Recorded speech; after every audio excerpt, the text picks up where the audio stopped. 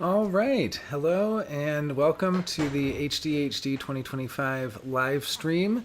6 days to go. We're going to be doing a few of these as well as jumping on Zoom. So if you're attending and you want to hop on Zoom, check your email and also check in our Telegram group. So the agenda today is to really just go over the schedule for those of you on YouTube who missed the schedule review on Instagram.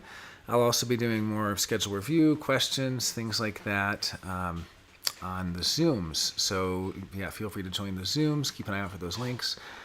And yeah, if you have any questions, anything at all, pop them in the chat. So I also wanted to show, we've been really hard at work around the house here. You can see people are walking around behind me, and I actually have my camera set up here, and I'm going to show, hopefully it doesn't drop the feed, I'm going to show something we just set up outside I'm really excited about.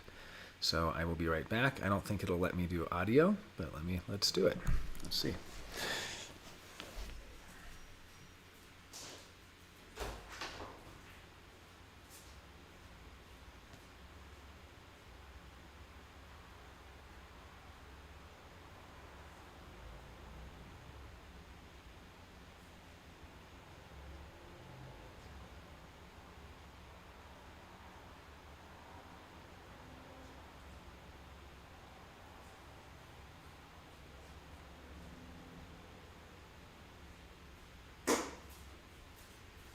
All right, so hopefully that worked. Get this out of there.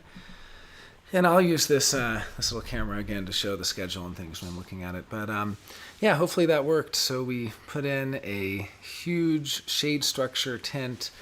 Thank you so much to Kalima and Joe for donating that. They brought it all the way from Pennsylvania and left it here knowing that it would be really useful for the conference.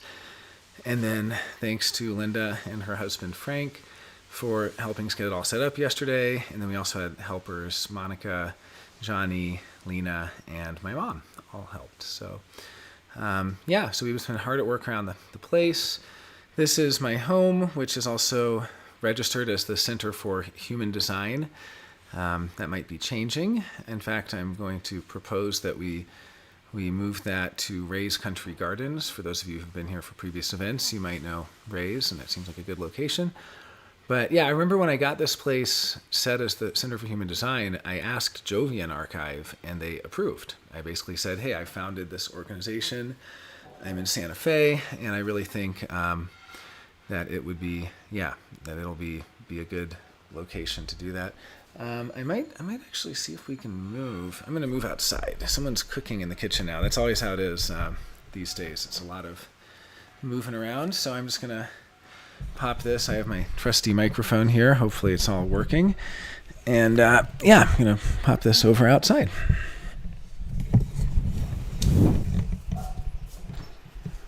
Okay. So this is some of you have been here already, little pond we have here, a koi pond, and yeah, this is my home, aka the Center for Human Design. So, okay, I think this will be better to just be out here. Hopefully the audio is working. I think it is, but you never really know. Let me just do a quick check and make sure we are all good before continuing. So, let's see, I just want to make sure everything's plugged in and so on. And yeah, let me just see. I'm going to go on my YouTube studio. If anyone is in the chat and if you can hear this, just let me know. Basically, I'm just going to be checking if it is saying it's live. Yeah, it doesn't. Oh, yeah, good. Okay, I'm live right now. Perfect. Okay, let's continue then. So, yeah, if anybody happens to join the chat, feel free to post any questions, comments about the conference, and I'm just going to start going through the schedule. So, let me get the schedule pulled up right here. Okay, I got it. And use my video capture here. Okay, hopefully that's, I'm going to make sure that that looks like I got the whole screen. Yeah, that's pretty much the whole screen. Great. Well, now I'm kind of blocked by it. There we go. That's probably better. That's better. Okay. Always a lot of setup with this stuff. Okay, so let's take a look. So first of all, to get to the schedule, you go to highdeserthumandesign.com. This is the website we made this year. Actually, you can even look at previous years. Just read about the speakers. It's really cool because it actually will show you the speaker's body graph. This is Brandy. And we actually do have a page for this year as well. If you go to conferences and go to 2025. Although this may not be fully updated, but basically if you want to learn more about the speakers, you can kind of go through previous years, and or there's info about the speakers in the schedule. And so what you do is just at the top here, you just click HDHD 2025. Yeah, HDHD 2025. I'm going to make sure that I'm still good. Yeah, that looks great. Perfect. Yeah, so I just want people to kind of see what we have available for info. So this is the website, photos from previous years. Here are the links. Let me make it a little bigger here. Resources. View the HDHD 2025 schedule. Join the HDHD 2025 Telegram group. So you can join the Telegram group even if you're not sure if you're going to come or not. We just ask that people leave the Telegram group by the 17th when it starts if they're not attending. And that way, we all share photos in there and things like that. And it's just for attendees.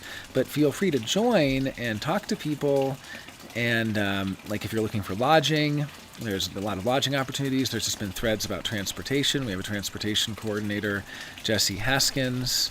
I know James Deans was our prior year lodging coordinators. This year, I've just been kind of posting things as I see them. But if you do want to talk to James, I'm sure he would be happy to help out on lodging as well. And then these are some of our guests this year. I actually have a couple guests to add.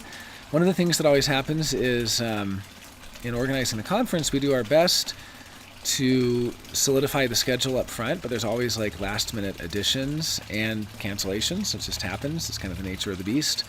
And so I do have a number of updates to make to the schedule. So I'm going to be going over the schedule as we're looking at it now, but I'm also going to make some comments of things that might change. Now, one thing I will say is our policy for schedule changes is we never remove something without replacing it with something else, because people end up not getting the update. Maybe they printed out the print schedules we put out last week, and maybe they're not looking at the updates for the schedules. And when that happens, they're just going to show up. And so we make sure there's never a cancellation that doesn't replace it. That has been our policy for 5 years. We've done that every year. So if somebody does have a last minute cancellation, we just make sure someone else is there. Last year it was pretty chaotic, and we had a couple of last minute cancellations, or we actually had a no-show, which is harder. But yeah, we basically always have something come up for that, or something to replace it when things do come up. Okay, so here's the website. You just scroll down. There are a few things you can look at here. These are the guests. You can definitely find, there's a survival guide link. This is my HDHD checklist from last year. Sun protection, plan breakfast, lunch, and dinner. Leave plenty of time to get to workshops, walk the Acequia River trails when possible, drink lots of water, and most of all, have fun. And so you can read about some of these, you can read some of this. The schedule is packed, and despite our best attempts, no one, not even 3420 MGs, can attend everything. Instead of trying to hit every talk and workshop, plan around your favorites and enjoy Santa Fe's culinary delights. Yeah, having breakfast, lunch, dinner plan really helps with the energy levels. I am going to be adding a few things to the schedule, like last minute, because some of the feedback from attendees is that some of them wake up very early, and they just want something to do. Like most of everything we have starts at 10, so I'm going to add like a few optional morning things, possibly. It seems like that might be an option. But at the same time, it's also nice to not, it's pretty dialed in after 5 years doing it. Like this is probably this is kind of the sweet spot, I believe, of getting a lot of experience and content and information and sort of experimenting and all this stuff, which, by the way, we are adding Aura experiments. A number have asked me about that. I just sort of waited to the end to put them at the most sensible places because they're more flexible. But we will be doing that. But yeah, I mean, I think this is the sweet spot of like taking in all that stuff, but also having time for lunch and dinner and things like that. Breakfast, lunch, dinner. So basically you'll notice on the schedule that our first meet and greet or first workshop doesn't start till 10. That gives you time to get breakfast at 9 if you want. Or you could even go to the meet and greet like on Friday is at Better Day, and that actually, I guess let's go back to this. I've been talking for a while. Sorry. Yeah. And that Friday meet and greet is that is at Better Day Coffee, and they have great breakfast burritos and chicken sandwiches and all sorts of stuff. So you have the option there, and then we also, like for our first day meet and greet, it's 10 to noon at the park. 12 to 1 is sort of lunch break, and then workshops start at 1. So, and then on other days where it says the workshops go 10 to 4, those 10 to 4 workshops, there'll be like a 12 to 1 approximately lunch break. I pretty much left it up to each of the workshop facilitators to come up with their own break schedule. I personally observe the idea that people can't really pay attention for more than 50 minutes at a time. So for every hour, I like to have the last 10 minutes of that hour be a break.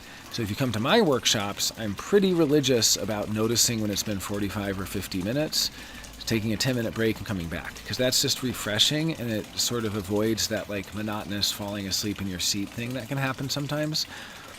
So I try to do that. But I mean, you know, if we're right in the middle of something and it's really spicy, then I'm not going to do that, of course, because then, you know, you don't want to break the flow. So it's just sort of using their own judgment in that regard. But yeah, so we definitely have time for breakfast, lunch, and then we have time for dinner at either 4 or 5 o'clock after workshops and before evening festivities start. So that is the survival guide. I'll go ahead and keep sharing the site here. Okay, there we go. That's good. I should be on. I don't know what side to be on. Okay, so I think that's good. So survival guide, that's a link on the website. Just some recommendations: sunscreen, water, food. Then we have a volunteer questionnaire. People who want to volunteer. We have a really good volunteer team this year, so we actually closed volunteer applications like for our core team. But if people want to volunteer, the thing we need most now, if anyone's showing up a few days early, like we need rides for people Sunday. And then also, I think a ride Monday, or else I'm going to go pick that person up. And then, or I think Monday might be covered by now. And then what else is it? It would be recording. So if anyone wants to record, I've told the attendees they can record as well, and I'll make sure they all know this. Unless it's some sort of private workshop or the speaker doesn't want to be recorded, some speakers have asked, one speaker has asked not to be recorded. That's okay. We honor that request. But, you know, everyone signed, theoretically anyway, unless the speaker fell through the cracks, which can sometimes happen, everyone is supposed to have signed the agreement where you allow to be recorded. So that's like we have an attendee agreement that says they don't have a problem being in video and photo. At the same time, we respect, I don't think most of the workshop portions will be recorded. So it's really just like if a workshop starts with like a 1-hour lecture, it would be recording the 1-hour lecture of the speaker.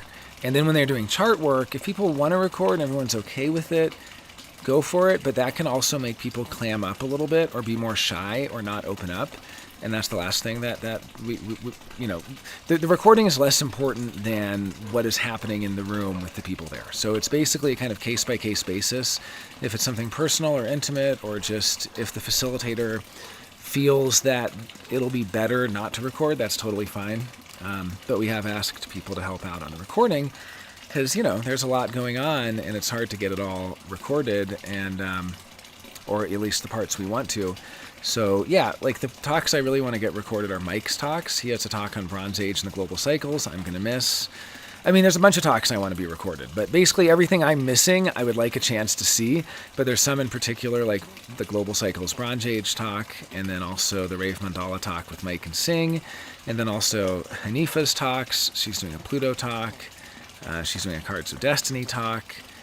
I mean, I would like for Victoria Jane's talk portion to be recorded if possible. So, I mean, I have my wish list, but I also don't want to set my hopes too high, because a lot of times, even when we've had people signed up to record, there's just problems. The phone storage is full, or the audio's really bad, or they show up late, or it starts raining and it's an outdoor event, or who knows what, right? So we've had a lot of these in the past, so that's why I've found out, instead of just like making spreadsheets and trying to get everybody to sign up to what they're going to record, I just tell everyone to record, and I have a whole bunch of extra microphones, like Bluetooth wireless microphones that'll plug into your phone, and I also have microphones like this that can actually plug into your phone, and and basically, you know, I know those are kind of big, but if you take it with you to a location and set it up, or if we just have one there, those will plug into phones, and they're nice room microphones. So like, I've done what I can to sort of give people the power to record if they want, and then encourage them to, because it's really nice if after the event you have like 15 or 20 hours of lectures that have been recorded, and we make those available for all the attendees. So, okay, so that's the volunteer questionnaire. You can join the Telegram group as mentioned. These are just some of the organizations I have founded. High Desert Human Design logo, the Santa Fe Human Design Library, and then the Center for Human Design. So I'm thinking, I haven't fully figured it out, but from prior conversations, it's looking like Center for Human Design is going to move to Ray's Country Gardens. Santa Fe Human Design Library added its official librarian, G.J. Wagner, earlier this year, and then Michael Steenbeck Litvin, Mike, that's actually his place there in the picture, in the logo. Mike and Victoria Jane, who I just mentioned, are going to be taking over the library. She is a software developer, among other things, and I've built some library software for it, for cataloging, and I've made that available, or I will make that available to her if she wants to use that. But either way, they're going to be taking over the Santa Fe Human Design Library project. And then, High Desert Human Design, we have some very exciting announcement of who is going to be stepping up to lead HDHD 2026. So I guess that's one of the little announcements. Oh, it's kind of off there. So I guess that's one of the little, I can't see when I'm not looking, when I'm showing the screen. So hopefully it's not like, you know, it's like a butterfly is going by and I'm like talking about what's on the screen. This is one of the big announcements we have, is that HDHD 2026 will happen, and it will be continuing on, and I'll hopefully be there. I plan to be there. I will not be organizing it. So HDHD, I kind of started it, and then I enlisted Mike as a co-founder, and then that first year, Jennifer Vanderheiden was basically an honorary co-founder. The first and second year, she was like an MVP, and just, so I kind of say HDHD was founded by me, Mike, and Jenny. Mike came up with the name, and he had High Desert Human Design as his meme account for a long time. He eventually changed it to Sleeping Splenic Heretic, which is a really fun idea. Oh, I see Jess has commented. Sorry, I've been missing the chat here. Jess Tilley, Core Calling, says, I love how everyone comes together to make this happen. Oh my word, it is, and I plan to see you for the post-conference retreat, so I'm really hoping you can come for that. And we're going to plan some fun stuff for it. I kind of leave the post-conference retreat unplanned until it happens, or until that Monday. We have one plan. One plan is to go camping to Trout Lakes during that time. But I have some things I'd like to do. I'd like to take people to a really nice hot spring called San Antonio Hot Spring. If Richard's up for it, I'd like him to lead us, Richard and Brandy, down on Funyaks, which are like inflatable kayaks, down the Rio Grande. I think that would be really awesome. We've done that a few times before. And then maybe something new this year. I mean, we've always talked about, actually the first 2 or 3 years we spent the night out at my friend Russell's property, Sand Monk Ranch. But we've talked about having like a larger event as well. So we'll see. I mean, we've all had plenty of large events from being at HDHD. And you know, where we're coming, but I guess in your case, Jess, that won't be the case because you'll be showing up. You're probably all about having a large event for the post-conference. Oftentimes by the post-conference, people are really chill and they just want to like sit by the river and they're sort of just like, it's like integration time. But that being said, we have talked about having a slightly larger event and we'll just kind of have to see. First, we'll have to see who all is going to be here that week. It's my birthday, September 25th, and it's Richard's birthday, September 26th. So we're going to be celebrating our birthdays. But yeah, I guess back to the exciting news of the future of human design conferences. So this is the last year I'm doing it. As mentioned, sort of founded with Jenny and Mike. But I've been pretty much the de facto only one doing it for the past 3 years.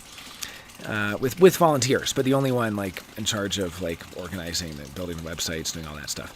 Now, that being said, there's like last year we had like 30 volunteers, and yeah, as Jess says, everyone comes together to make this happen. Like every single person, every single attendee, every volunteer we have, every speaker, that's making it happen. I just kind of mean I've had the like the first year, it was mostly me, and then with Jenny, and then Mike sort of helped out on some things and was more like, he was like leading people on happy hours and doing a lot of talks. The second year, we added Jen Cole and Brian Beard, and they were our AV team, and Jen also helped out on scheduling. And then, yeah, the third year, we had, I mean, there's always been sort of teams that form, like Brian was a part of it, Brian and Victoria helped out a lot. Feliciano always helps out, taking photos of everything. So like, I'm not going to do a good job. I'm going to forget people if I just try to list off people who've helped because, yeah, it's a big thing. But I guess I'm just saying that personally, every year I've sort of had the responsibility to put it all together, and I'm really excited to go next year and not have that responsibility and see what our new leadership does, and we'll be announcing the new leadership. Many of you already know, it's kind of an open secret, but we will be announcing the new leadership at the conference on the first day, and I think people will be excited to know that HDHD is continuing on, and so there will be a High Desert Human Design 2026 under new leadership. And yeah, really, really happy to see that happen. And for those of you who know why I'm sort of leaving human design and why this is my last HDHD, I've made sure, I mean, I think, you know, I have a lot of problems with how some people practice human design and what human design can do. I'll be talking about that at the conference, but I've really made sure that everyone involved that I've associated with and that the new leadership taking over and all of the speakers and the attendees and everyone, we're all on the same page. I mean, maybe that's something I should show here is just a minute here. Let me, okay, let's a second. Because we actually have an attendee agreement, and maybe I'll read some of that just so people get a sense of that. Oops, there we go. Great. So to find the attendee agreement, it's here. It's on both sites. By purchasing, you agree to our attendee agreement, and you can also find it just by going to highdeserthumandesign.com right on the homepage. By purchasing, you agree to our terms and attendee agreement. So that's the same page. That just takes us to the agreement. And yeah, so we allow photography, video, and so on, conduct and community values. Attendees agree to treat all individuals with respect, compassion, and courtesy. Harassment, discrimination, disruptive behavior, or any form of abusive conduct toward others will not be tolerated and may result in immediate removal from the event without refund. Well, we've never removed someone without refunding them, and actually we've never removed someone in the middle of a conference, so this hasn't happened yet, but we do have an ethics committee that reviews all complaints. We take them very seriously, and if anything does come up, we're going to have a lot of the volunteers will be wearing wristbands, and we'll try to make sure people know who the volunteers are, and you can just go talk to them. They're sort of like bouncers as well as volunteers. They'll tell you, good places for lunch and show you the schedule, and then also if anyone's having a problem. Thankfully, we've been really lucky in this regard. We haven't really had much problem here. But then here, attendees agree to uphold and embody the principles of High Desert Human Design during their participation in the conference. Principle 1, empowerment. And so, yeah, written by Jonas H. Dempsey, that's me, director and founder, High Desert Human Design LLC, founder of the Center for Human Design LLC, last updated April 19th, 2025. So we've updated this over the years. I think the first one was in 2022, following that at conference, maybe 23. But yeah, empowerment. High Desert Human Design is a celebration of the human design system, the life work of Ra Uru Hu, In keeping with the spirit of Ra's teachings, we at HDHD are dedicated to upholding the empowering use of human design. We are committed to maintaining the spirit of empowerment against any and all uses of design knowledge to disempower others. We support freedom of belief and the freedom to question, disagree, and explore. We reject any understanding of Ra's teachings as authority over others, with absolute respect for inner authority. We reject labeling others as not self or making any assumptions about whether someone is, quote, living their design or not. Similarly, we frown upon any judgment of how long someone's been experimenting with human design. Oh, you're new to this, you haven't deconditioned, and so on. No. While this is not an exhaustive list, we reject anything disempowering to the individual, such as fear of reprisal or excommunication from a community, pressure to conform or behave in certain ways, e.g. sleeping alone, or labeling actions in human design terms. Like, if somebody does something, you don't need to tell them, oh, you were initiating, part of this whole thing is empowerment, mutual respect, and letting others see for themselves. And so it's natural to want to use this incredible system of knowledge to label things, but we have to be careful that our labels do not disempower ourselves and others. Reframing our entire identity in human design terms is sure to miss some important details. You can tell ChatGPT didn't write this. This is all me, because I just ramble and go on my hobby horses. I'm like, don't label yourselves. I mean, we all have labels, but sorry, I'm gonna keep reading it. I want to make sure. Yeah, there we go. I have to tilt it. Oh, thank you, Jess. Jess says, love these with the number 1. Well, thank you. Yeah, and I wrote this months ago. I mean, I wrote last updated in April, but I mean, a lot of this was really written last year. I sort of revised it big time in March, April, following my February event. So yeah, March and April, I was really working a lot on this. So we reject anything disempowering to the individual. At the end of the day, empowerment is simply about honoring and respecting each other without prejudice and encouraging free and open thought. I think of this one as the, quote, anti-cult clause. Anytime we're experimenting with deep mystical knowledge that pushes us to the fringes of the knowable, there's a risk that people will take that knowledge as a way of gaining power over others. This is how cults are formed. Ra was an incredible messenger of this knowledge in that he, for the most part, did not fall prey to the power games other mystics succumbed to when formalizing their knowledge into a system. There were times when he parted ways with detractors, but he always remained empowered in his own right to communicate his vision. I'm kind of apologizing for Ra here. There's more critical views as well. But I do feel, for the most part, he did a really good job of just kind of keeping to his vision. But yeah, we are committed to maintaining his ethos of empowerment of self and others through remaining vigilant for any prejudices and cult-like thinking, watching out for unconscious conformism and assuming others have to share our beliefs, continued reminders of the value of consent, correct use of labels, not labeling others as a way of writing them off, allowing others to come and go from the human design community without question. This is a big one. I have a lot to say about this. Okay.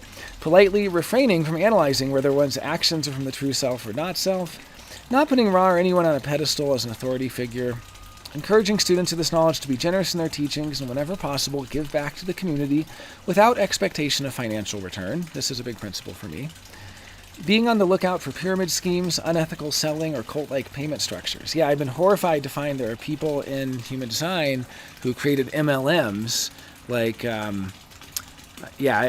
shouldn't name names, but there's certain famous human design practitioners who've bragged about making millions of dollars through, basically they sell human design classes and you pay $400 and then you resell them for $600, you keep $100, you pay them $100. Then they resell for $800, they keep $100, and you get $50, they get $50, you get $100, and so on. And it just kind of keeps going. Yeah, not cool. And then finally, encouraging free and open thought. I'm not going to read all these. You can read the whole thing. I also have growth, service, authenticity, and empathy. And then I say there are surely more principles that are worthy of being listed. For now, I would encourage anyone contemplating these principles to ask yourself what you would add to this list, what you find important or even necessary for a community like HDHD to thrive. If you wish to share, you may do so using the form below, and that just emails directly to me. And you can also, there's a checkbox. You can share anonymously if you want. And that, if you'd like to, or you can put your name and email. So, Principles of High Desert Human Design, written in April 2025. You can see these are things I've been thinking a lot about. Okay, so we're going to get to the schedule review. I guess one thing I want to mention really quick, on the first day of the event, September 17th, we will be officially publicly announcing the new leadership. I'm not so precious if people want to know now. It's more just for the ceremony of it, because they will be there and we'll be sort of introducing and handing off to the new leadership. If you really want to know or have thoughts about HDHD or leadership, anything like that, you can either use that contact form or you can email me at jdempsey@gmail.com. That's jdempcy@gmail.com. And I'd love to hear your thoughts. And, even though I'm not organizing it next year, I can always pass along thoughts on the conference to the new leadership. We also have, every year we send people questionnaires and they can talk about the conference and stuff. So, okay, so let's get into the schedule. We are going to have, some of this is subject to change, but not much. So you just go to HDHD 2025, you go down and click on schedule. And one of the first things you'll see is we have a link to the short form schedule, because this schedule is really, really long, but you can get to the short form schedule. We do have a few additions. Let me just go over the additions really quick before we start. So there are a few last minute additions. I have them in my notes. We have, we just added Kyrie Joyce. Some of you may have saw that announcement in the Telegram. Kyrie Joyce is going to be doing movement, meditation, and SourcePoint. She's a SourcePoint practitioner living here in Santa Fe. So Kyrie Joyce.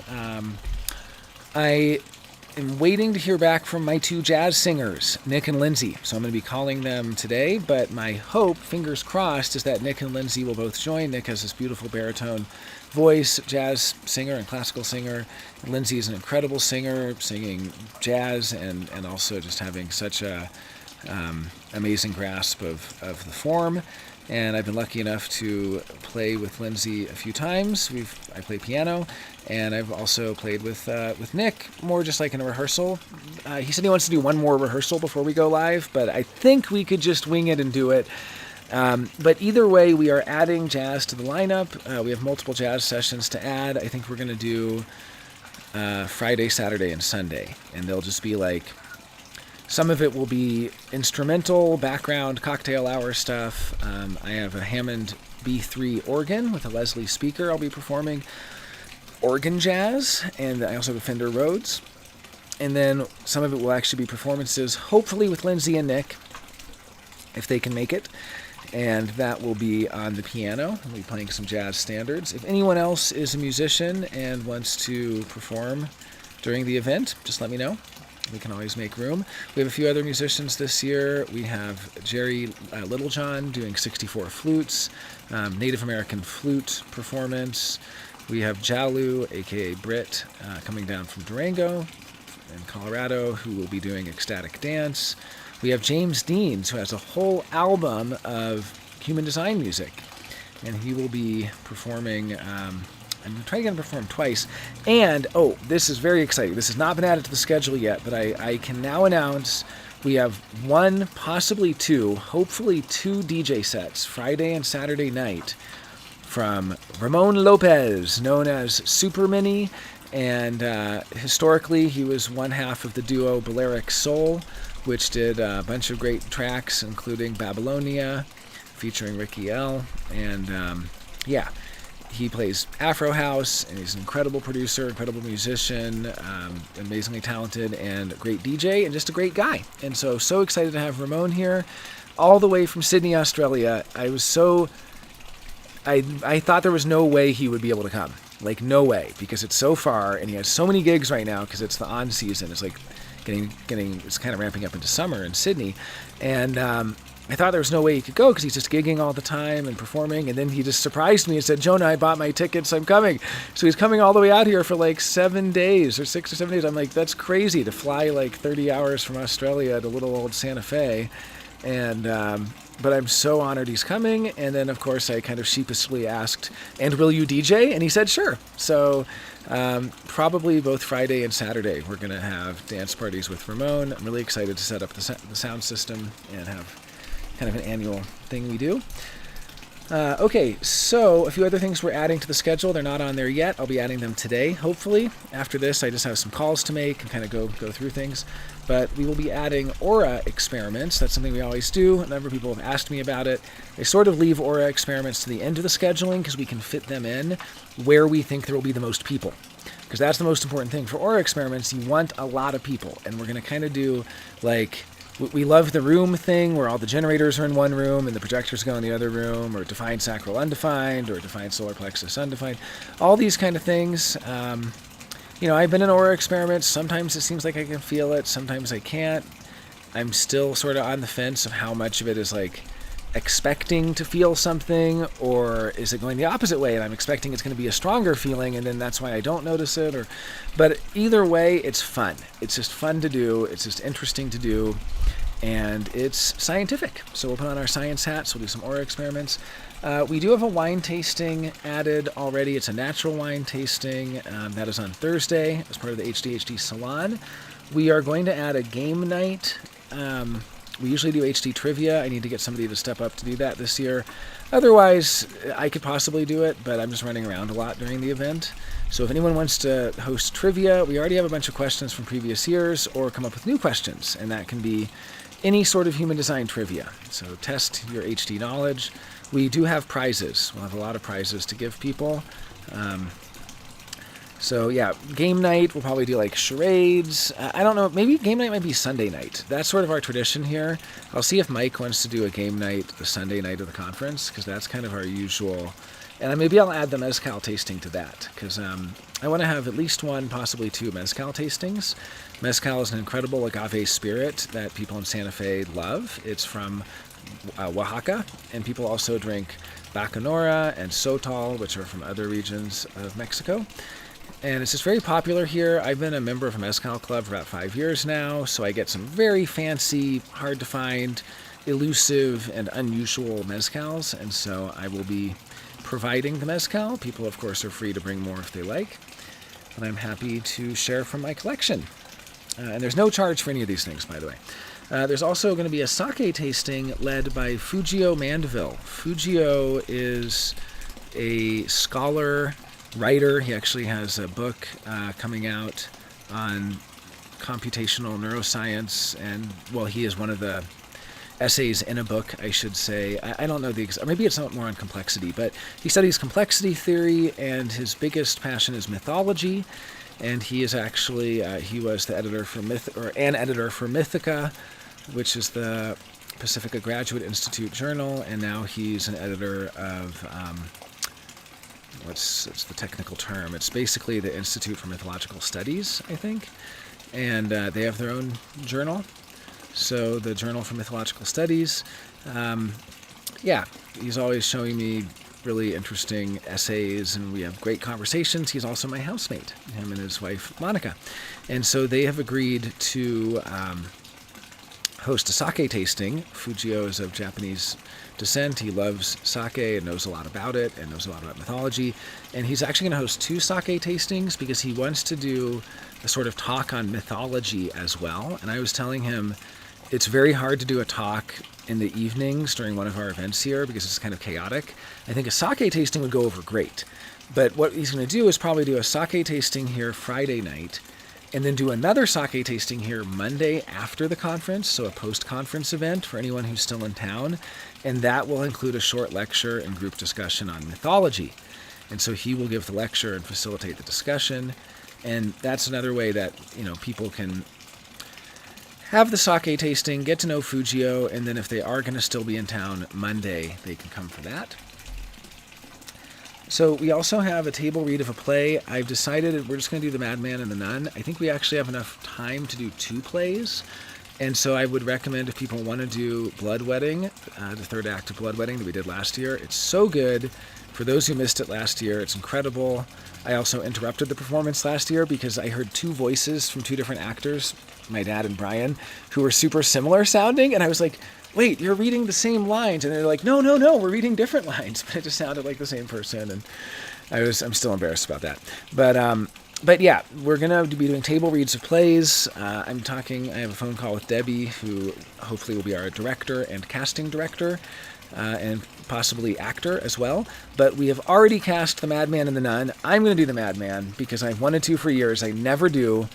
I never ever do because I always give it to someone else because it's such a good role. And it's too perfect this year because we also have casting for the role of Lena, the nun, by none other than Lena. Some of you know Lena Larson, and she's a very, very special woman for me. Without oversharing too much of my personal life, I will just say that I am so grateful every single day for having met Lena, and she will also be here at the conference with me. And she'll be joining for some of the talks. She's really into personality typology, so she'll be joining in the early talk on personality as well as the Sunday symposium. But I have asked her to play the role of Lena in the play, and she will. So that's going to be a fun performance, a fun intertextual performance, a postmodern kind of hyper-referential performance we're going to do. Since, yeah, I'll be the madman, she's the nun. Not too different from reality, and her character even has the same name. But no, she's no nun, let me tell you. Okay, I'm just digging myself into a hole here. So, table read of the play, and then, okay, sake tastings with Fujio. Oh, Christy George. I'm still waiting to hear back definite confirmation that she can be here. If not, she had talked about doing a Zoom or sending a video, but she kind of said she'd rather just come, and I think it's going to happen.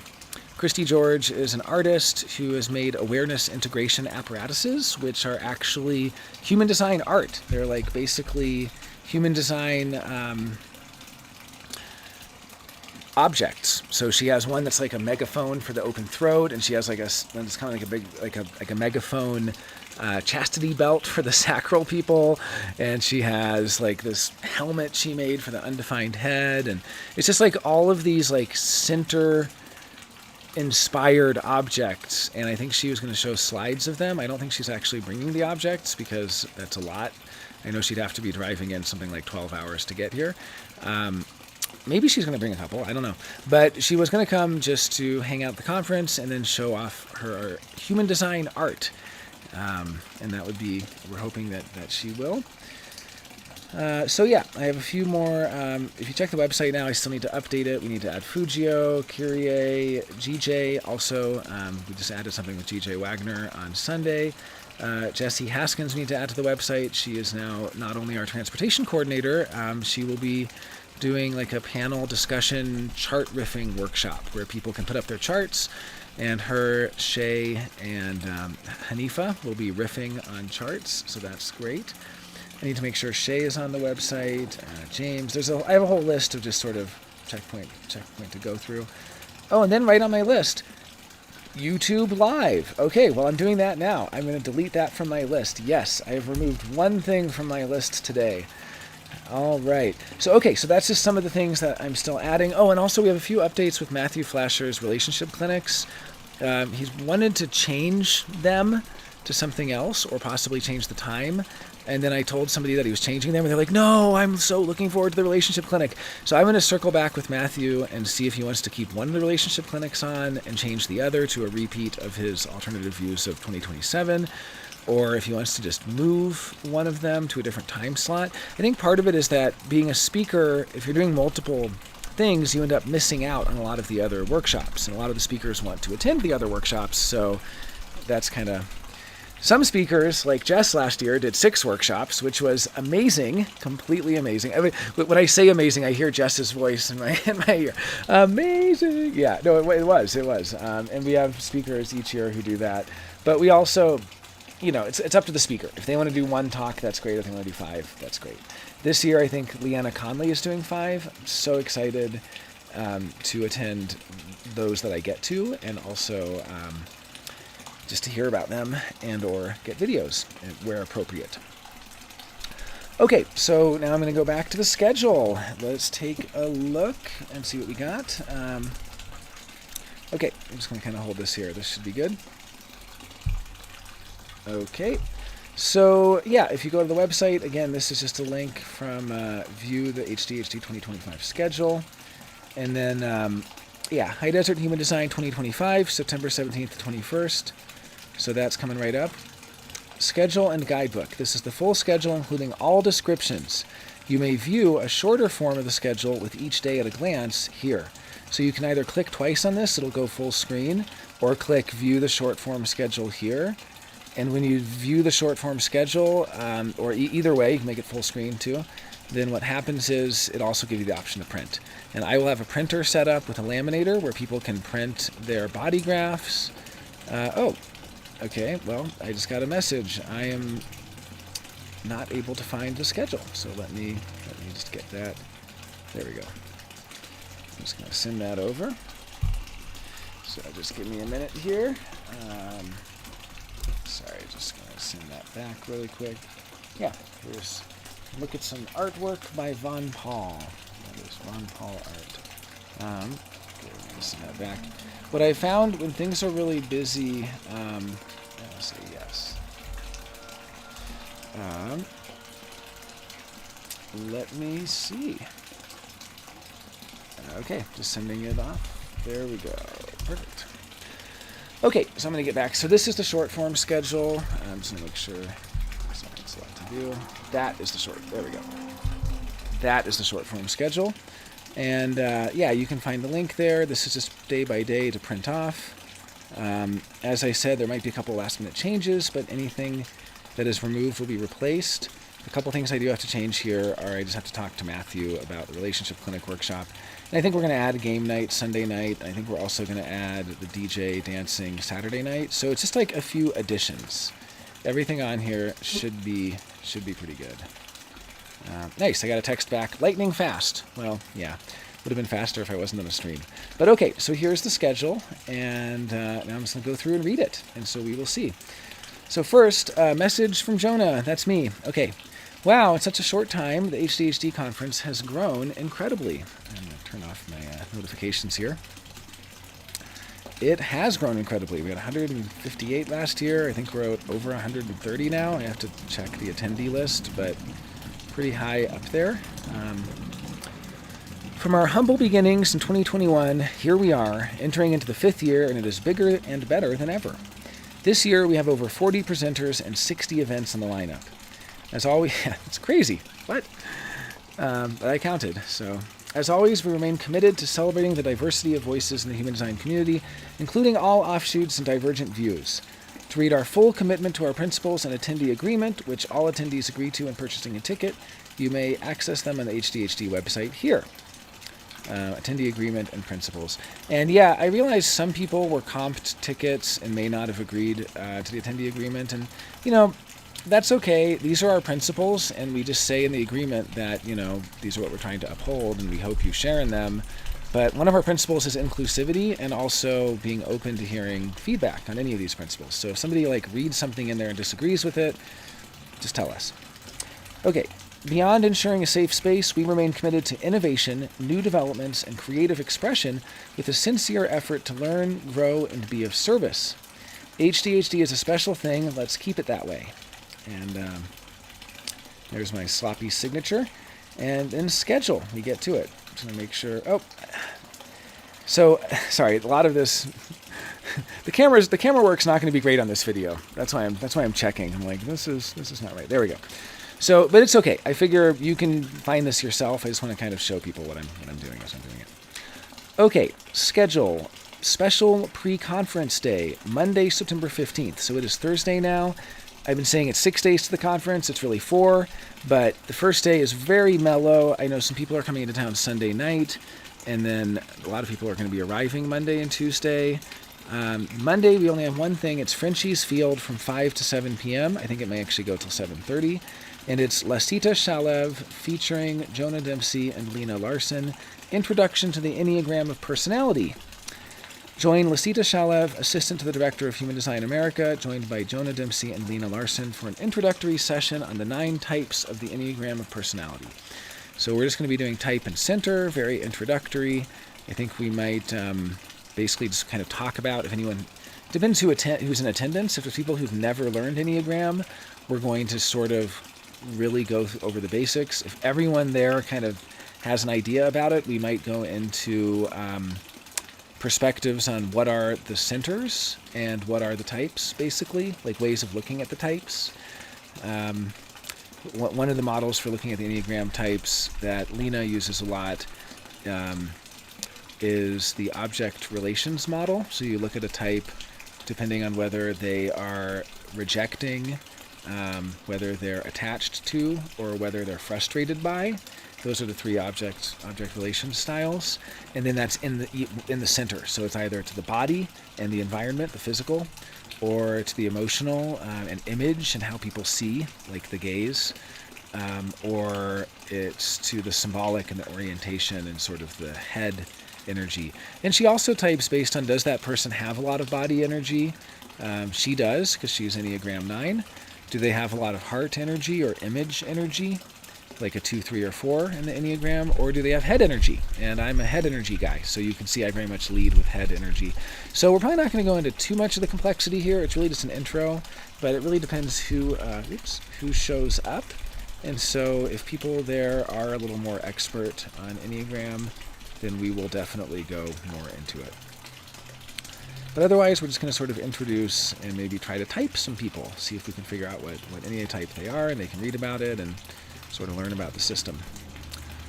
So that's Monday.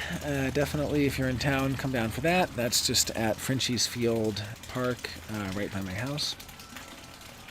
Tuesday, we have another special pre-conference day workshop, Mariah Miller. Explore intuitive wisdom through lived human design experience. This is at Ray's Country Gardens, and 1 p.m. to 6 p.m. Tuesday, September 16th.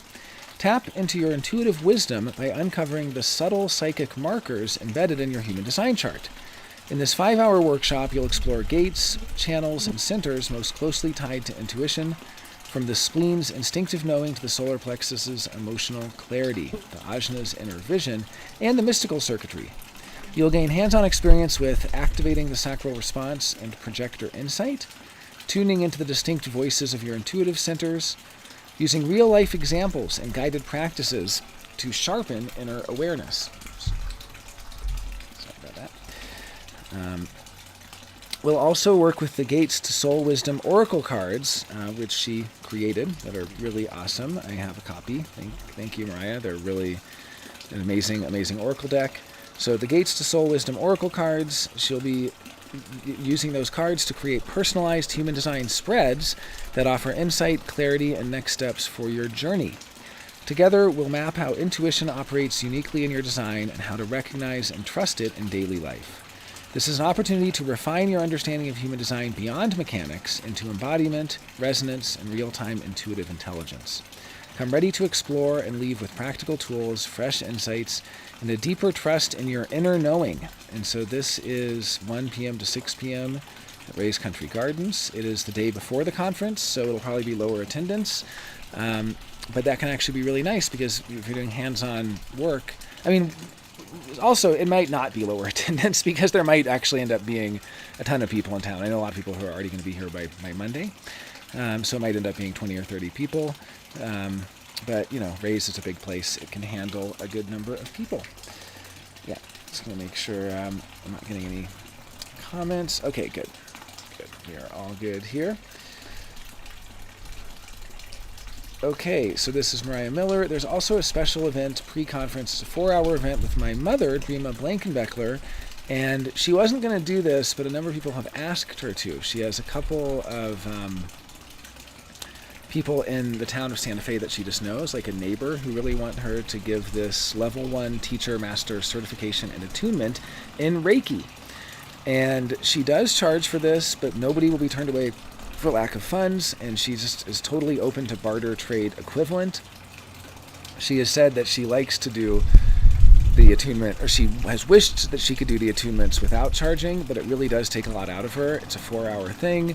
She's in her 70s. She doesn't stand for 4 hours very easily. There's a bit of walking involved, going down to the river, and then there's a lot of standing, and then also just energetically, she will be doing the attunements, and so she does ask for $200 or barter trade equivalent. And it's a paid RSVP event. So far we have 4 RSVPs for it. I think the max is 8 because she has to spend about 20 minutes on each person. and then if there are 8 people, she will. It might even go to 6 p.m. But yeah, this is going to be 1 to 5 p.m. It's at an incredible location. Like if you ever wanted to get a Reiki attunement, getting my mom to do it by this river, by Santa Fe River, near the headwaters of the river where it comes down the mountain, kind of up Canyon Road, about 20 minutes from me, 15 minutes. And we can help arrange rides. I'm gonna be there, so I can also drive some people. And it's basically we're meeting sort of at these like headwaters by the Audubon Society and by the reservoir, we call it. It's very wet and lush. And we'll be kind of going down a private trail, actually. It's not even a marked trail on Google Maps. It's just like a neighborhood trail that people who live there know, to this really beautiful, secluded place right on Santa Fe River.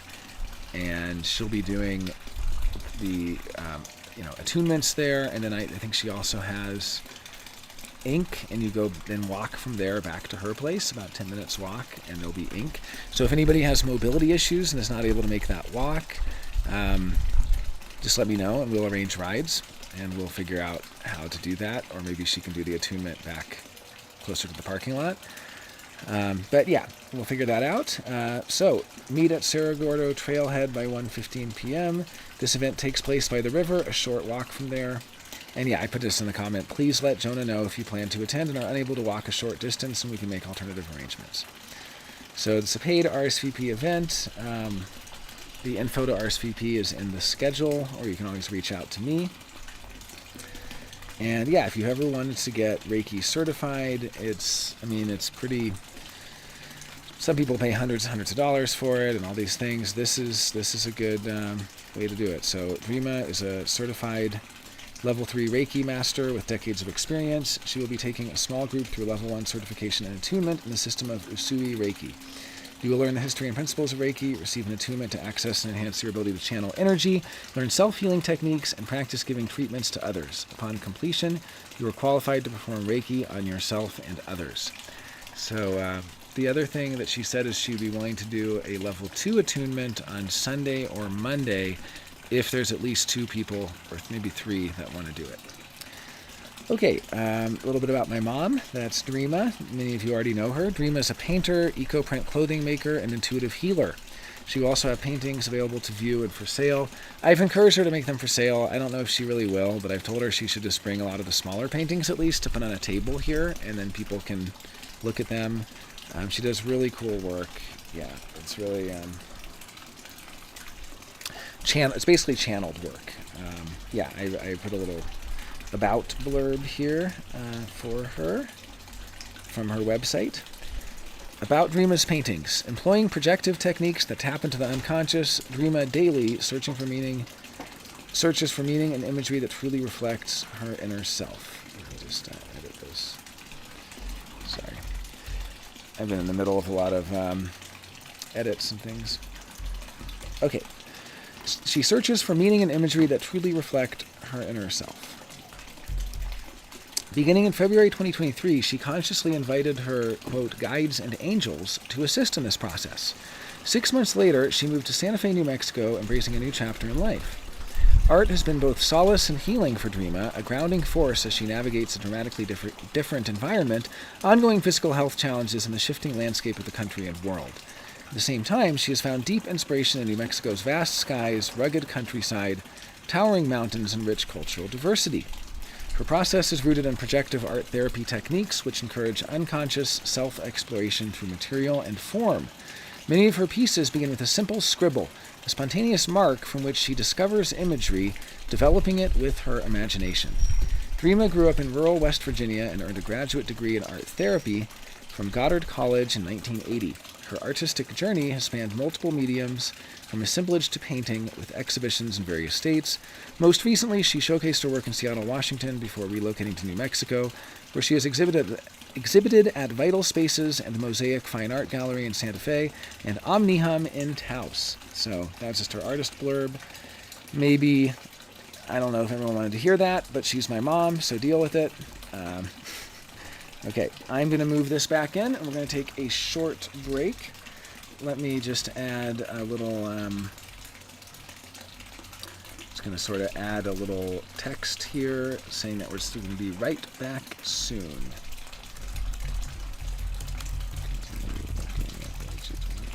schedule. Okay. Helvetica. Soon to continue. Oops. Oh my god. Okay. Obviously, size 256 is a little bigger there. And it's a little too big for us. And, okay, I think that's fine. Maybe a little bit bigger. Oh my god. What did I do? I made it size 1. Okay, that's not going to work. Okay, well, we don't need it. That's a little crazy, too. Let's just go, like, 70. Okay. Great. Okay, I'm going to put this inside and take a short break.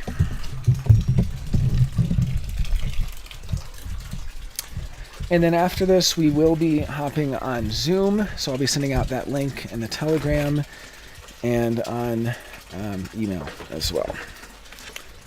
So let me get that going. But just going to have a short break, and I will be back momentarily to continue.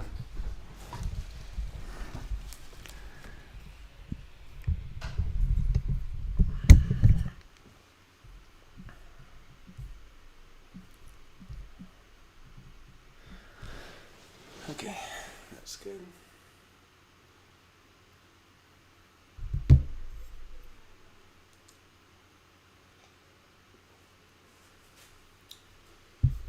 I'm going to let people know that I'm on YouTube Live.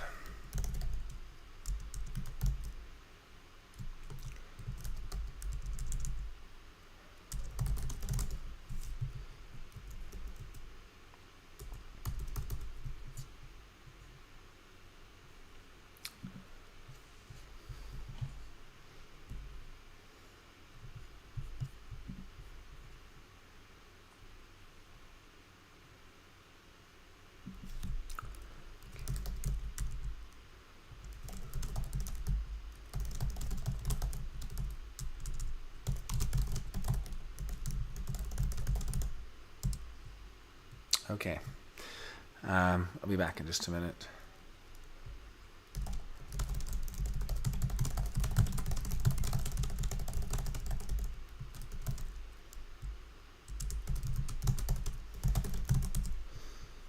Okay, just had to send a quick message.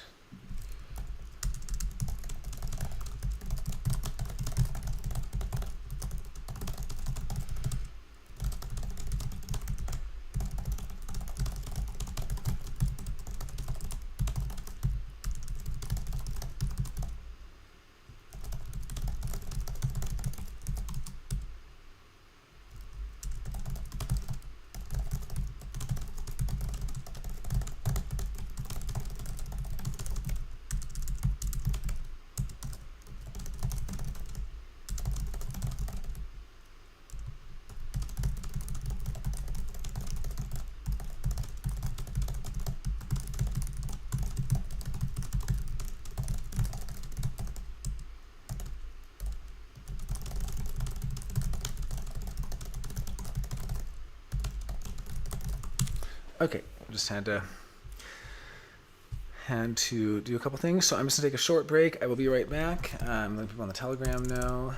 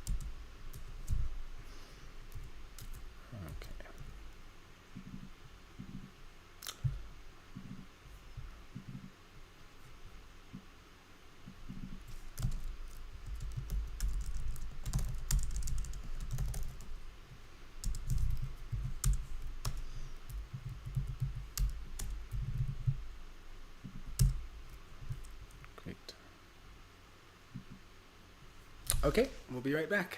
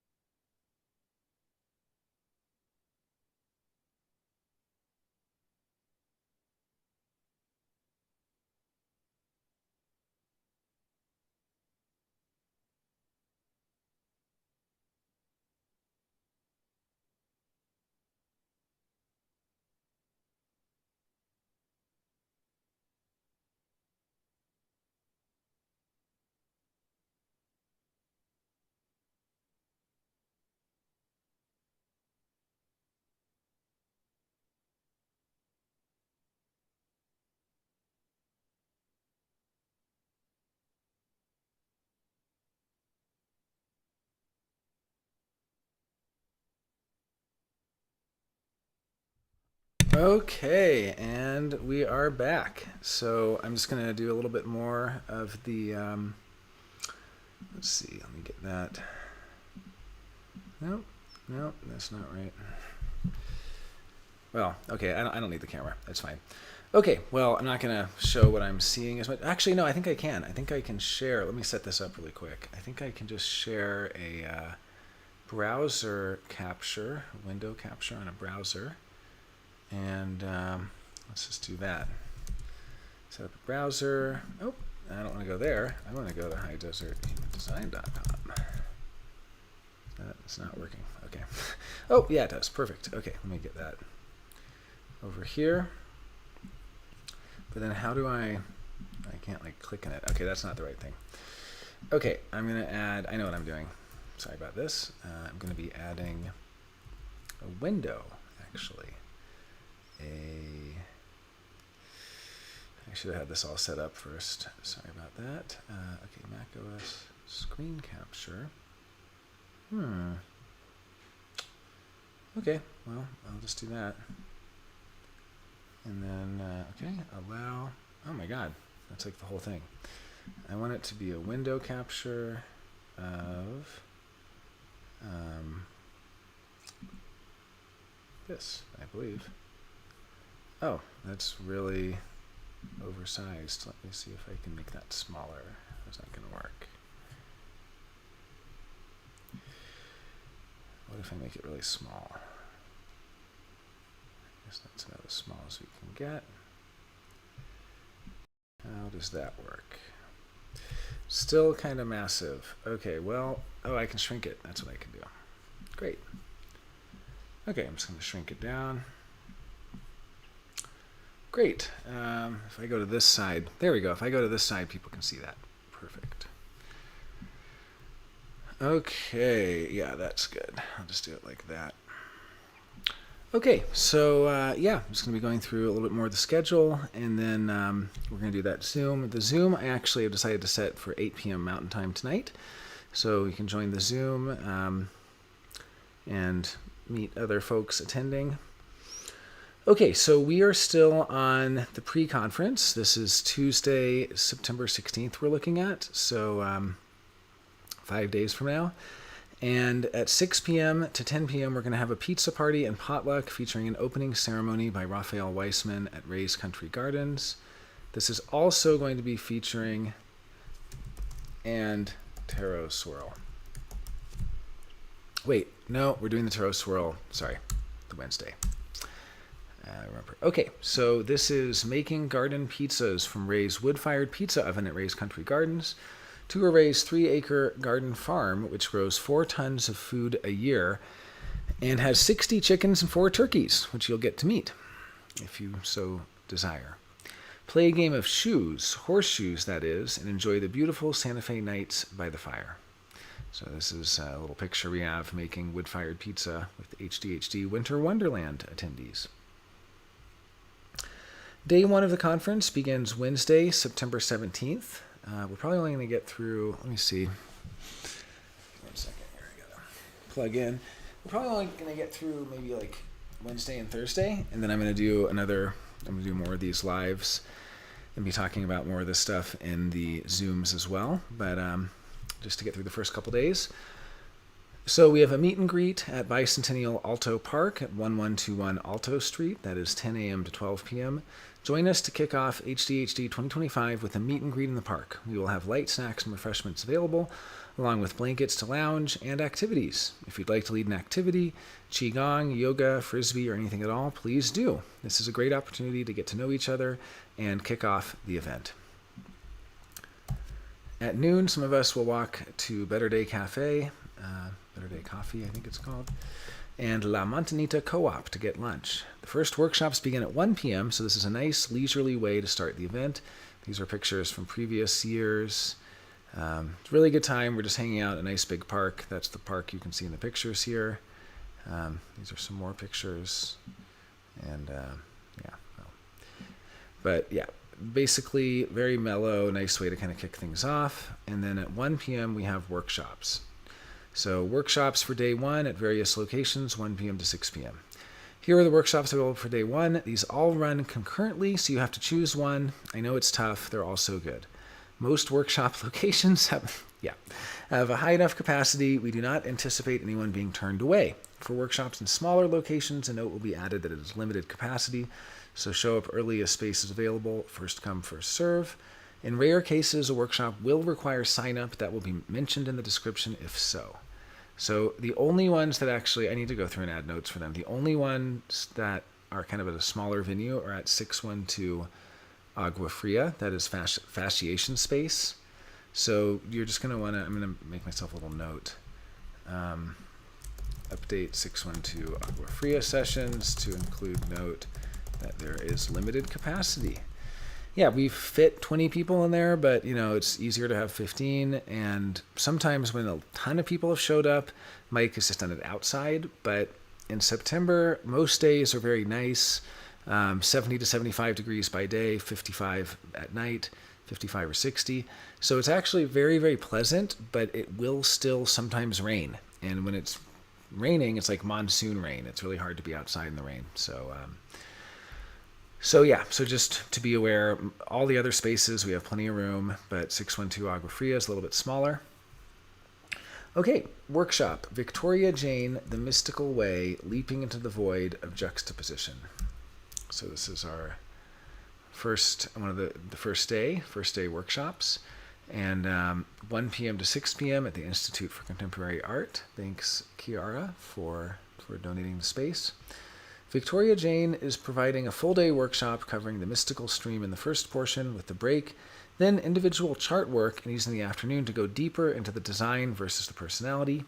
She will look at how, when we see past the illusion of self, crossing the G center from gate 25 to gate 10, we encounter the juxtaposition of life within ourselves, followed by time allocated for chart work and questions. So we're going to be, this is one that I have a talk during this time, but I'm really hoping some of the non-chart work parts of the talk are recorded, because I would love to hear this talk.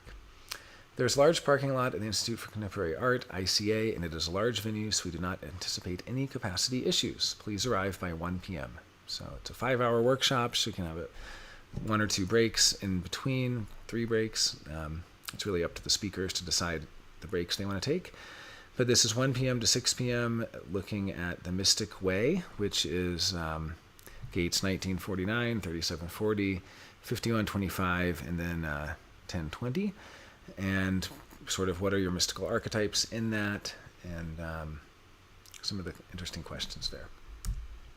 Okay, we have a workshop series, Shambhala, The Medicine of Human Design, Journey Through Your Memories, Unlock Your Personal Power. And after that, but as part of the same series, Jajay Ives, Create Your Own Embodied Human Design Chart. And that's at Vital Spaces Annex Gallery. Thank you, Vital Spaces, for this incredible space that they've let us use. 1600 St. Michael's Drive. Very central. Most of these, if you look on the maps, and I actually made a map on the website. I need to share that out with people, but the locations are pretty close to each other, except for Ray's. That's the only one that's kind of, like 3 miles away or something. So it's a short drive. It's a 7-minute drive, but it's probably too far for most people to walk.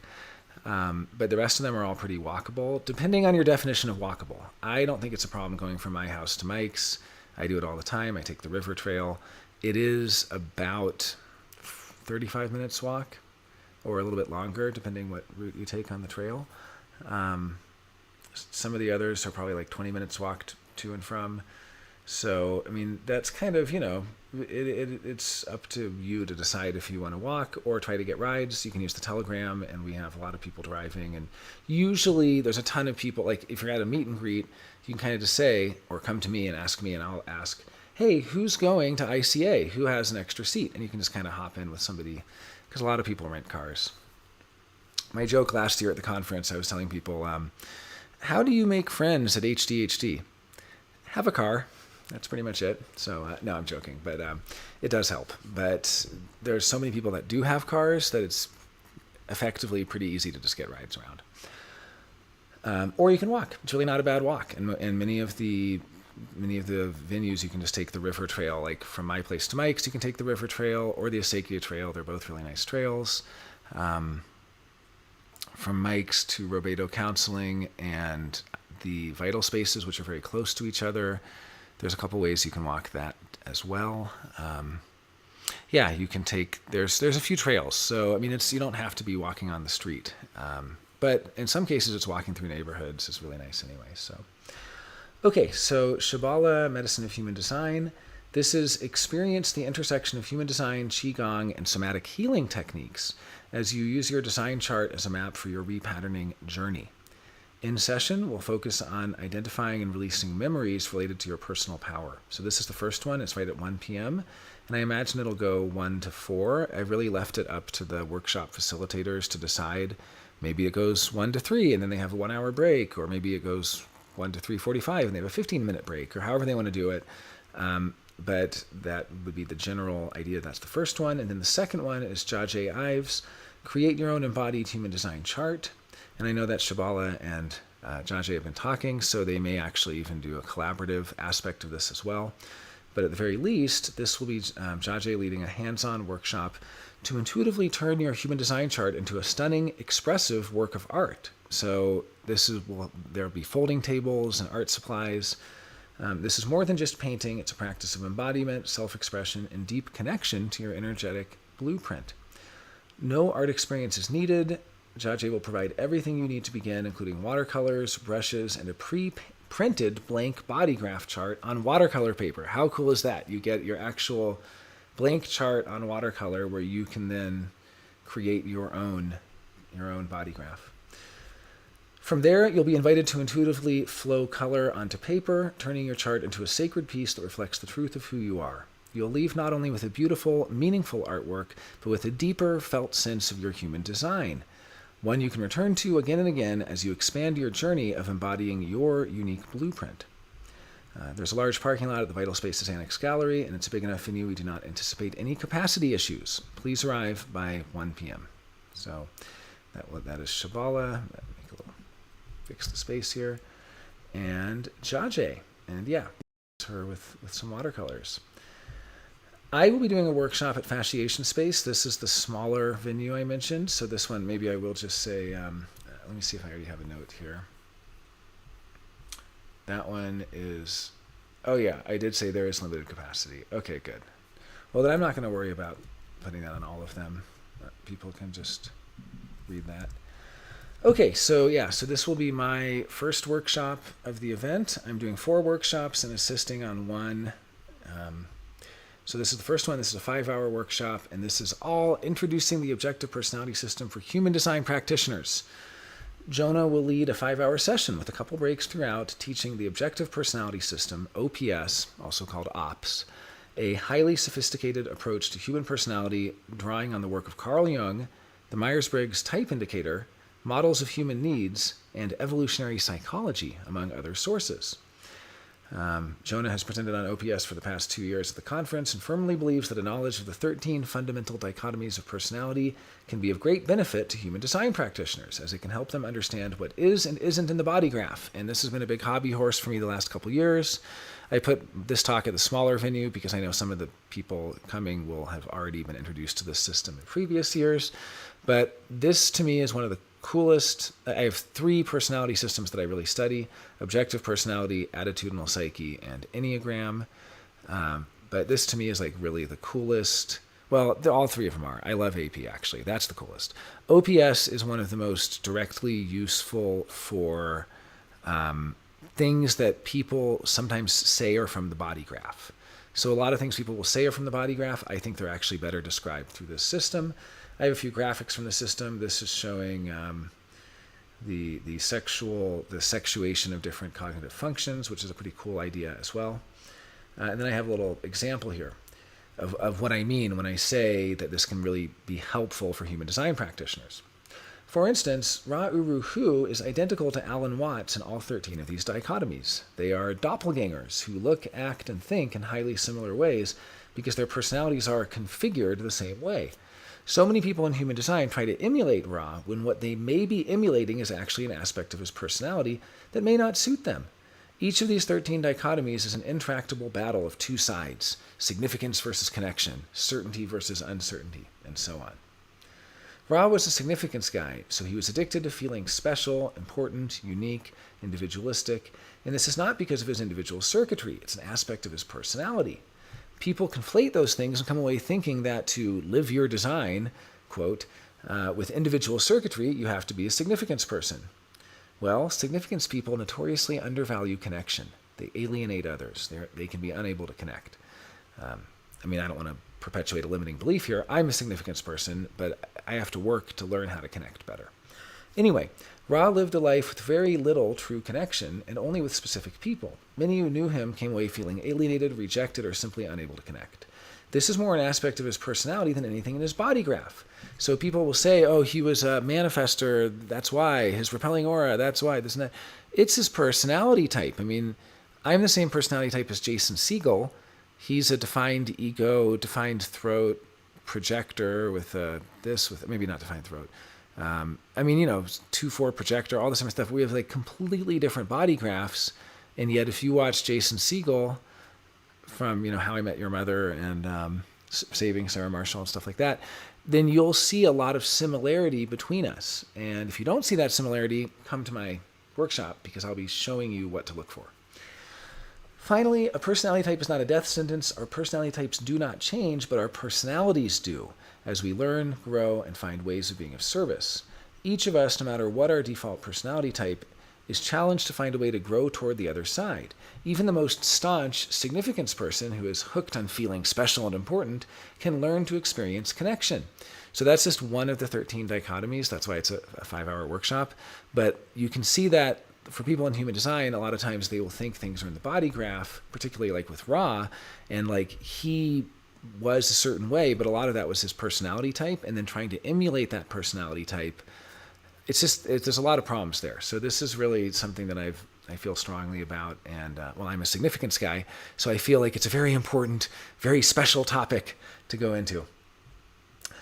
Come join us at Fasciation Space for this intensive workshop if these themes speak to you. Jonah will be giving out worksheets to attempt to determine your own personality type, along with information how you can get officially typed by students of this system for free. There is limited capacity at Fasciation Space, approximately 12 people. We've had 20. 12 is easier. As well as limited parking, Jonah will be walking over along the river trail from Bicentennial Alto Park, so people may want to leave their cars there. Otherwise, there are a few free spaces to park on the corner of Alarid and Paseo de Peralta, a short 5-minute walk from Fasciation Space. There are also many paid options in the area, such as the Rail Yard parking garage or paid parking lot on Paseo de Peralta and Guadalupe. So if you're at the meet and greet, just walk with me because I'm walking to the workshop. It's 15 minutes. But if you are going to drive, there are some options. Okay, and then there's also Mariah Miller, The Body Graph is a Practical Oracle Card Workshop. So looking at the Oracle cards, and she's made this incredible deck, as I mentioned. And then Matthew Flasher right now is penciled in for a relationship clinic. I need to change this, I think, to Alternative Views on 2027. But when I told someone that I was changing it, she was like, oh my God, I'm so excited for that. So I'm going to talk to Matthew first and see what he wants to do about relationship clinics. Because I think people are not that they're not excited about 2027, but we already have a lot of 2027 content and we don't have a lot of relationship content. That's something that could be really useful. So for Mariah Miller's Body Graph as Practical Oracle Card Workshop, discover how to access a deeper layer of intuitive guidance through your human design chart using the Gates to Soul Wisdom Oracle deck. This is a deck that she made. Really, really cool one. This is at Rubedo Counseling. In this 2-hour hands-on workshop, you'll explore how the Oracle serves as more than a reflection tool. It's a direct bridge into the intelligence of your body graph, drawing on the gates, centers, and authorities within human design. The deck helps you tune into the archetypes, energies, and decision-making processes that are already alive within you. Through guided exercises, card spreads, and real-time exploration, you'll learn how to use the Oracle to connect with your inner authority and the voices of your centers, work with gate archetypes to access insight, shift patterns, and reveal next steps, practice intuitive reading layouts that mirror your own chart and design themes, use the cards for intention setting, clarity, and navigating transitions. Whether you're a coach, guide, or simply deepening on your own path, This workshop invites you to engage human design not just as a system, but as a living, intuitive experience. Bring your chart and a readiness to explore. This is practical magic rooted in design, intuition, and self-trust. And that's with Mariah Miller. Please stick around after Mariah's workshop for Matthew's Relationship Clinic, which will occur after a short break. If you want a good food or coffee option, check out Iconic Lena, which is open until 5 p.m. If you're grabbing lunch before Mariah's workshop, check out Bread Shop. They close at 3 p.m., but they have fantastic sandwiches and pastries and some of the best coffee in Santa Fe. And yeah, they have their own coffee there, which is Heart Coffee Roaster from Oregon, I think, Portland. And then they have Pivot, Matt or Maddie, who has this really amazing coffee stand where he roasts his own beans. And to me, that is like the literal best coffee. And it's in Bread Shop. So if you're a coffee aficionado like me, make sure to go to Bread Shop. For the Relationship Clinic, we're not sure if Matthew's going to do it this day. I might move him to a different day, or see if he'll do it a different day, because he had talked about doing a 2027 talk at this time. But this would just be time for hands-on chart work and partnership analysis with Matthew, who is a great guy and has a lot of interesting things to share. His alternative views of 2027 is one of our controversial talks. This year we have a number of controversial talks. I'm doing the Human Design Cult talk on cult tendencies in human design. Jeff is doing human design and religion, and is human design a new religion? Is it a new religious movement? And what is it that I believe? That's pretty controversial. Then Matthew, as mentioned, is doing alternative views of 2027. So looking at was Ra wrong about the calculation, and have we already been in the sleeping phoenix, or are we just entering the cross of planning, or all of these. He has some. I don't want to spoil his talk, but he has some really interesting research he's done on the global cycles. And then we have there's a lot of controversy this year. I feel last year was controversial, I guess, having Chetan Parkin and Dr. Elizabeth Haspel-Portner and Karen Curry Parker. They're sort of controversial figures, especially Eleanor, in the human design community. But I'm trying to think. There was another one too. Oh, yeah. Heba Judah and Billy White. So Heba is going to be joining from the Middle East on Zoom, and Billy White is joining in person from Ibiza. And he will be interviewing her on the Sufi origins of human design. She's a descendant of Ibn Arabi, the Andalusian Sufi mystic, and she has some very interesting claims or explorations into how, if you're charitable, you think that Ra maybe arrived at the same knowledge the Sufis had. If you're less charitable, that he possibly plagiarized it. So I don't exactly know what she's going to say. I don't want to put words in her mouth, but that was my takeaway when I thought, wow, there's actual precedence for a lot of the concepts in human design in Sufism and what she's calling Sufi human design, which she claims has been around for 900 years. So she really is part of this lineage, this unbroken lineage of the greatest, Andalusian Sufi mystic, author of over 80 books, Ibn Arabi, the famous alchemist and Sufi mystic. And so she's a direct descendant of his and has sort of inside knowledge of the Sufi mystical tradition, particularly in Ibiza, in that region. So the Andalusian Sufi tradition. And yeah, she's calling it the Sufi origins of human design. So a lot of controversy this year. So that first night, Tuesday night, we have an opening night cocktail hour and scavenger hunt. That's at David's Sombrio House. This is really cool. We're going to start at 6 p.m. And so you're going to want to either park there and go back to get your car later, or ideally you just park at your hotel or just don't drive to any of this, because I, for one, will never even get behind a driver. I never get in the driver's seat if I've had even a single drink. But some people feel like if you have a drink at 6, you could drive safely at 10 or 11, and that's probably true. I have a 1 in my Enneagram tri-type, so for Enneagram people who know what the 1 is all about, it can be pretty stodgy, even though I'm a 7, which people usually think of as a party animal, but I'm very strict, no drinking, driving. That just not something I've ever done. But if you are going to drive to one of the locations, this is a cocktail happy hour that we are then walking along the river to the other location. So your option would be to park at the other location and then walk to the cocktail hour and back, or park at the cocktail and you're going to have to go back later, or ideally just don't drive at all and leave the car at the hotel or the Airbnb, take an Uber, and or get a ride with someone else who's a designated driver. But in any case, so the opening night cocktail hour is going to be from 6 to 7:15, at which point we're going to leave to walk along Santa Fe River. So we're going to walk about 26 minutes. It's a 26-minute walk. We will stop along the way for a scavenger hunt and other surprises. I don't want to spoil the surprises here, but David and a couple of his friends have been putting together a whole thing. So you have your cocktail hour, you leave that house, which is already a really fun house. He has a mini putt-putt course, all this stuff. You leave that house, and then you go to the river trail, and we go in a big group on the river. We're walking along Santa Fe River after the cocktails. Maybe limit yourself to one cocktail if you're new to this elevation, because it hits different here. And we'll also have mocktails, of course. And then you go, and then we're going to end up going to a little scavenger hunt, and there'll be surprises. And so I also have a note here. If you are mobility impaired or would like a ride for any reason from the cocktail hour to the opening gala, please let Jonah or a volunteer know. We'll do our best to get you a ride. No drinking and driving. So I just put that as another note here. People need to know. So what we don't want is people driving to the cocktail hour and then having a cocktail and then driving to the gala. That's what we're trying to avoid. So that's why it's a cocktail hour and then a walk to the gala with special events along the river trail.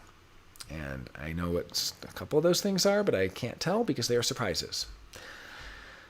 Then we get to the opening night gala that starts at 8 p.m. That's featuring live performance by Sun Yoga, aka James Deans. He performed last year and brought the house down. It's going to be so good. And then there's also going to be a tarot swirl in the back with Robert Ray, aka Ray of Light. Join us for the annual opening night gala at David Weil's house and for a special performance by Sun Yoga, also known as James Deans. We will have some drinks and snacks provided, but feel free to bring your own beverages as well. There's plenty of on-street parking, or you can walk the Santa Fe River Trail or Agua Fria Street to get here. If you want a bite to eat before dinner, check out nearby Tune Up Cafe. Check out Sun Yoga's performance at last year's HDHD here. And here's a link. And then Robert Ray will be hosting the Tarot Swirl with a maximum of 13 attendees starting at 8:30 p.m. in the back area. So I'm going to wrap up for now. When we start again, we'll look at day 2 of the conference. I feel like we've already looked at so much, but thank you everyone for tuning in. And when we do the next live, which may be later tonight or tomorrow, we will look at starting from day 2 of the conference with the Cacao Journey at Star Dreaming, guided by Maggie Batista. So that's it for me today. Thanks everyone for watching, and I'll be back soon with more. As always, highdeserthumandesign.com or email me at jdempsey@gmail.com, jdempcy@gmail.com. Thanks for watching.